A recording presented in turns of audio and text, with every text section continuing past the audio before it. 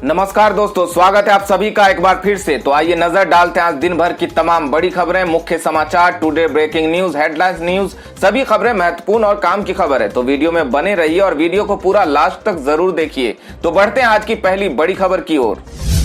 उत्तर प्रदेश में फिर बढ़ाया गया लॉकडाउन, अब 10 मई तक रहेंगी पाबंदियां। बता दें कि कोरोना वायरस संक्रमण की दूसरी लहर ने उत्तर प्रदेश में हाहाकार मचा रखा है। तो वहीं प्रदेश सरकार ने कोरोना के बढ़ते प्रसार को रोकने के लिए लॉकडाउन को 10 मई दिन सोमवार की सुबह 7 बजे तक बढ़ा दिया है।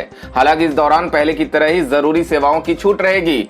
लॉकडाउन बढ़ाने का फैसला टीम 11 के साथ बैठक के बाद प्रदेश के मुखिया योगी आदित्यनाथ ने लिया है। बता दें कि प्रदेश में पहले वीकेंड लॉकडाउन को 2 दिन के लिए बढ़ाया गया था, जो आज सुबह 7 बजे खत्म होना था। लेकिन अब सरकार ने पूरे हफ्ते लॉकडाउन लगाने का ऐलान कर दिया, यानी सोमवार सुबह 7 बजे तक पूरे प्रदेश में लॉकडाउन लागू रहेगा। ममता बनर्जी ने ली तीसरी बार पश्चिम बंगाल की मुख्यमंत्री पद की शपथ लेते ही दिया बड़ा बयान। बता दें कि पश्चिम बंगाल की सियासत में पार्टी को जबरदस्त विजय दिलाने वाली तृणमूल कांग्रेस की प्रमुख ममता बनर्जी ने तीसरी बार मुख्यमंत्री पद की शपथ ले ली है। राज्यपाल जगदीप धनखड़ ने उन्हें शपथ दिलाई। हालांकि कोरोना वायरस से संक्रमण के बढ़ते मामले के चलते ममता का शपथ ग्रहण सामान्य रहा, बाकी मंत्रियों को बाद में शपथ दिलाई जाएगी। प्रधानमंत्री नरेंद्र मोदी ने ममता बनर्जी को पश्चिम बंगाल के मुख्यमंत्री पद के शपथ लेने पर बधाई दी है। तीसरी बार मुख्यमंत्री बनने के बाद ममता बनर्जी ने सभी से शांति बनाए रखने की अपील की। उन्होंने कहा कि अगर किसी भी पार्टी के लोग हिंसा में लिप्त पाए जाएंगे तो उसके खिलाफ सख्त कार्यवाही की जाएगी। मैं शांति के पक्ष में हूं और रहूंगी। अब दिल्ली में भी शुरू हुआ महिंद्रा का ऑक्सीजन ऑन व्हील्स अभियान, ऐसे कर रहे हैं मदद। बता दें कि हाल ही में महिंद्रा ग्रुप ने महाराष्ट्र के अस्पतालों में ऑक्सीजन सप्लाई करने के लिए ऑक्सीजन ऑन व्हील्स अभियान शुरू किया था। अब कंपनी ने इसे दिल्ली में भी शुरू कर दिया है। बता दें कि कंपनी के इस अभियान को 24 घंटों के भीतर काफी अच्छी प्रतिक्रिया मिली है। इस समय जब देश के लगभग सभी अस्पताल ऑक्सीजन की कमी से जूझ रहे हैं, महिंद्रा महाराष्ट्र से बाहर इस अभियान का विस्तार कर मरीजों की सहायता के लिए हाथ बढ़ाया है। महिंद्रा एंड महिंद्रा के सीईओ आनंद महिंद्रा ने खुद ट्वीट कर इस अभियान को दिल्ली में भी शुरू करने की जानकारी दी है।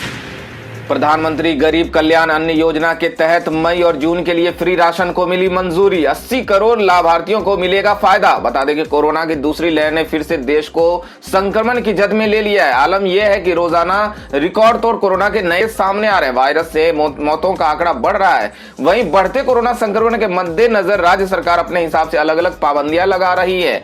इसी को ध्यान रखते हुए केंद्र सरकार ने प्रधानमंत्री गरीब कल्याण अन्न योजना के तहत 2 महीने मुफ्त राशन देने का फैसला किया है। इस मंजूरी के बाद मई जून की अवधि के दौरान लगभग 80 करोड़ लाभार्थियों को प्रति महीने 5 किलो मुफ्त अनाज दिया जाएगा। दोस्तों, अगर आप भी अपने गांव, शहर या अपने राज्य की खबरों को देखना चाहते हैं तो कमेंट में अपने गांव, शहर या राज्य का नाम जरूर लिखें। और अगर आपको अभी तक किसी भी तरह की सरकारी सुविधा का लाभ नहीं मिला है तो वो भी कमेंट करके जरूर बताएं कि सरकार की कौन सी योजना अब तक नहीं पहुंची, जिससे कि आपकी बात हमारे चैनल के माध्यम से सरकार तक पहुंच जाए। तो चलिए बढ़ते अगली बड़ी खबर की ओर। यूपी में अब शराब पीना हुआ महंगा, शराब पर लगा कोविड टैक्स, जाने कितनी बढ़ी हैं कीमतें। बता दें कि यूपी में शराब पर भी कोरोना का असर देखने को मिला है। योगी सरकार ने प्रदेश भर में शराब की कीमतें बढ़ा दी है। सरकार ने शराब पर कोविड टैक्स लगाया है। बढ़ी हुई कीमतें मंगलवार से लागू हो गई है। कोविड टैक्स लगाए जाने के बाद शराब की बोतल पर 10 रुपए से 40 रुपए तक का इजाफा होगा।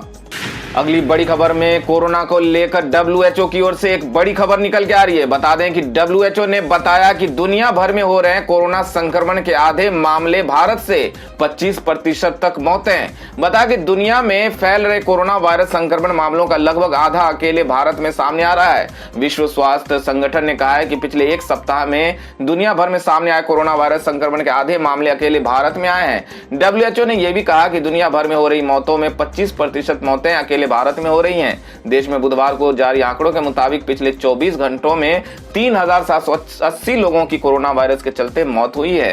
दोस्तों, भारत में कोरोना से हुई मौतों के बारे में WHO द्वारा जारी किया गया ये आंकड़ा कितना सही लग रहा है, आप क्या सोचते हैं इस बारे में हमें कमेंट करके जरूर बताएं। तो बढ़ते अगली खबर की ओर।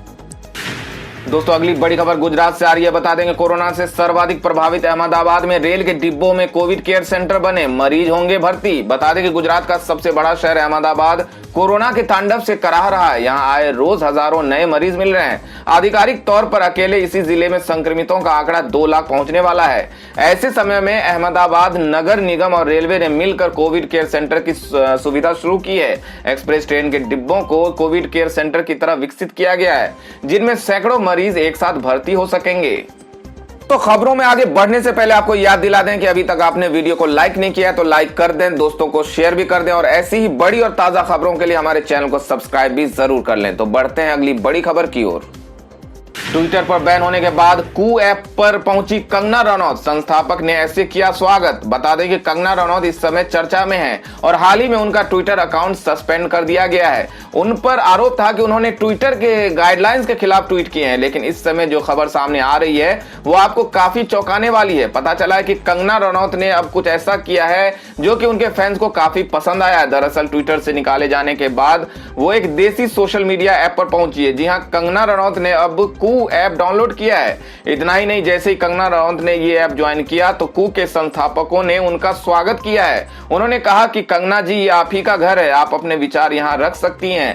कंगना रनौत के फैंस उनके ट्विटर सस्पेंड होने के बाद से काफी नाराज हैं। दोस्तों, ट्विटर द्वारा कंगना रनौत के अकाउंट को सस्पेंड कर देना क्या ट्विटर का सही फैसला था? आप क्या सोचते हैं इस बारे में हमें कमेंट करके जरूर बताएं। तो बढ़ते हैं अगली बड़ी खबर की ओर। बॉलीवुड एक्टर दिलीप ताहिल के बेटे ध्रुव ताहिल को एनसीबी ने किया गिरफ्तार। घर में छापे में मिली ड्रग्स। बता दें कि मुंबई पुलिस के नारकोटिक्स ब्रांच ने मशहूर एक्टर दिलीप ताहिल के बेटे ध्रुव ताहिल को ड्रग्स मामले में गिरफ्तार किया है। कुछ ही दिन पहले एक ड्रग पेडलर मुजम्मिल शेख की गिरफ्तारी के बाद शेख ने अपने क्लाइंट्स की लिस्ट में ध्रुव का नाम कबूल किया था। 30 साल के ध्रुव को एनसीबी ने सबूत के साथ गिरफ्तार किया है। ध्रुव के घर छापेमारी करने पर उनके घर से लगभग 35 ग्राम एमडी मेडोफ्रोम भी जब्त की गई। ध्रुव 2019 से इस ड्रग पेडलर के संपर्क में थे। बुधवार को पुलिस ने ध्रुव को गिरफ्तार कर लिया। कल से नहीं चलेंगी 16 ट्रेनें, रेलवे ने जारी की इनकी लिस्ट। बता दें कि भारतीय रेलवे ने कोरोना संकट के चलते कई ट्रेनों को कैंसिल कर दिया है। ईस्टर्न रेलवे ने 16 ट्रेनों को कैंसिल किया है। ईस्टर्न रेलवे ने जो 16 ट्रेनें कैंसिल की है उनसे पश्चिम बंगाल और बिहार के यात्री प्रभावित होंगे। ऐसे में अगर आप कहीं जाने का प्लान बनाया है तो सफर से पहले इस लिस्ट को जरूर चेक कर लें। कोविड-19 की दूसरी लहर के बाद स्थिति की गंभीरता को देखते हुए और यात्रियों की संख्या में कमी के कारण रेलवे ने ट्रेन सेवाओं को रद्द करने का फैसला किया है। रेलवे ने एक ट्वीट जारी कर कहा कि कल से पूर्व रेलवे से चलने वाली 8 जोड़ी ट्रेनों के परिचालन को कैंसिल कर दिया गया है। कल से अगले आदेश तक इन ट्रेनों का परिचालन स्थगित रहेगा। जानवरों के जरिए नहीं फैलता कोरोना वायरस। हैदराबाद में शेरों के पॉजिटिव होने पर केंद्र ने दी सफाई। बता दें कि देश में कोरोना महामारी की दूसरी लहर का कहर जारी है, जहां रोजाना 3.5 लाख से ज्यादा मामले सामने आ रहे हैं। इसके अलावा मौत का आंकड़ा भी तेजी से बढ़ रहा है। इस बीच मंगलवार को एक और चिंताजनक खबर आई थी, जिसमें कहा गया कि हैदराबाद स्थित नेहरू जूलॉजिकल पार्क में 8 बब्बर शेर कोरोना पॉजिटिव पाए गए हैं, जिसके बाद से लोगों की चिंताएं बढ़ गई।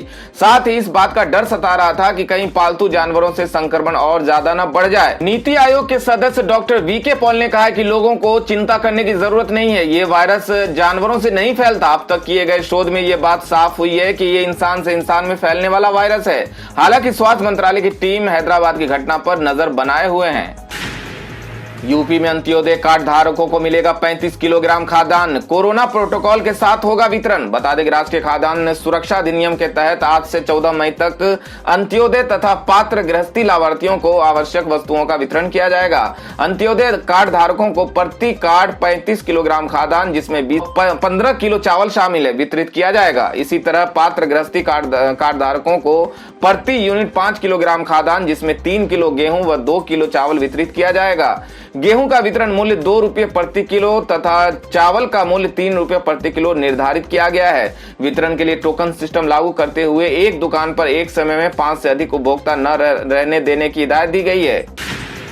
कोरोना मरीजों को बैठे मिल रहा है मुफ्त खाना। गुरुद्वारे में हर दिन बनती है 500 से 600 थालियां। बता दें कि कोरोना संकट के बीच देश की राजधानी दिल्ली में संक्रमित मरीजों की मदद के लिए हर कोई अपने अपने स्तर पर प्रयास कर रहा है। कोई व्यक्तिगत रूप से मरीजों के लिए ऑक्सीजन का इंतजाम कर रहा है, तो कई मरीजों को अस्पताल में भर्ती कराने में मदद कर रहा है। इसके अलावा कई सामाजिक संस्थाएं और एनजीओ लोगों के साथ कंधे से कंधे मिलाकर खड़ी है। ऐसी एक संस्था पिछले कई दिनों से दक्षिणी दिल्ली के कई इलाकों में कोरोना संक्रमित मरीजों को खाना खिलाने का क्या काम कर रही है। इस संस्था का नाम है गुरु अमरदास सेवा ट्रस्ट। इस संस्था ने दिल्ली के कालकाजी इलाके में गिरिनगर गुरुद्वारा प्रबंधक कमेटी के साथ मिलकर दक्षिणी दिल्ली में कोरोना संक्रमित मरीजों को मुफ्त खाना खिलाने का काम शुरू किया। सेवा के तौर पर ट्रस्ट के लोग गुरुद्वारे में पौष्टिक आहार बनाते हैं और उसके बाद इसे उन संक्रमित मरीजों तक पहुंचाया जाता है जो होम आइसोलेशन में है। ये मरीज वो होते हैं जो होम आइसोलेशन में रहकर खाना नहीं बना पाते। ऐसे लोगों को ट्रस्ट की तरफ से पूरे परिवार का खाना भिजवाया जाता है।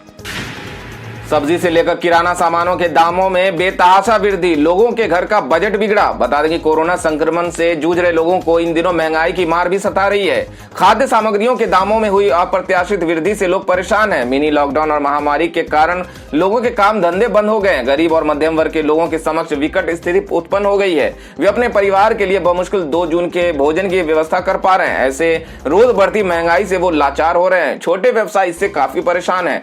हाल के दिनों में सभी प्रकार के खाद्य सामग्रियों के दाम अप्रत्याशित रूप से बढ़े हैं। सरसों तेल 170 से 200 रुपए तक किलो बिक रही है। वहीं रिफाइंड 150 से 180 रुपए लीटर, अरहर दाल 110 रुपए किलो, मूंग दाल 120 रुपए किलो, वहीं चना दाल 75 रुपए किलो, मटर 100 रुपए किलो की दर से बिक रहा है। इसी तरह सत्तू, चीनी, गोलकी, जीरा, हल्दी सहित अन्य सामग्रियों के दाम भी बढ़े हैं। अगली खबर में बात कर लेते हैं आज के सोने और चांदी के ताजा भाव के बारे में। तो बता दें कि सोने के भाव में आज के दिन गिरावट का रुख रहा। सराफा बाजार में सोने का दाम 46,580 रुपए प्रति 10 ग्राम पर रहा। वहीं चांदी की कीमत 70,000 रुपए प्रति किलोग्राम पर पहुंच गया। अगली खबर में जान लेते हैं आज के मौसम समाचार को। बता दें कि पूरे देश में मौसम का उतार चढ़ाव जारी है। भारतीय मौसम विभाग ने अपने ताजा अपडेट में कहा है कि देश में एक बार फिर से पश्चिमी विक्षोभ सक्रिय हो गया है, जिसकी वजह से देश के कई राज्यों में आंधी तूफान की आशंका बनी हुई है। उसने कहा कि अगले 24 घंटों के दौरान उत्तर प्रदेश, बिहार, पश्चिम बंगाल और उत्तराखंड सहित कुछ राज्यों में बारिश की आशंका है, इसलिए उसने यहाँ अलर्ट जारी किया हुआ है। तो दोस्तों ये थी अब तक की सभी बड़ी खबरों की अपडेट्स। टुडे ब्रेकिंग न्यूज और लेटेस्ट खबरों को देखने के लिए हमारे चैनल को सब्सक्राइब जरूर कर लें। वीडियो लाइक और शेयर जरूर कर दें अपने दोस्तों और रिलेटिव्स के साथ। तो दोस्तों आपसे फिर मिलेंगे काम की खबरों और सरकारी योजनाओं की एक और नई वीडियो के साथ। तब तक के लिए धन्यवाद दोस्तों।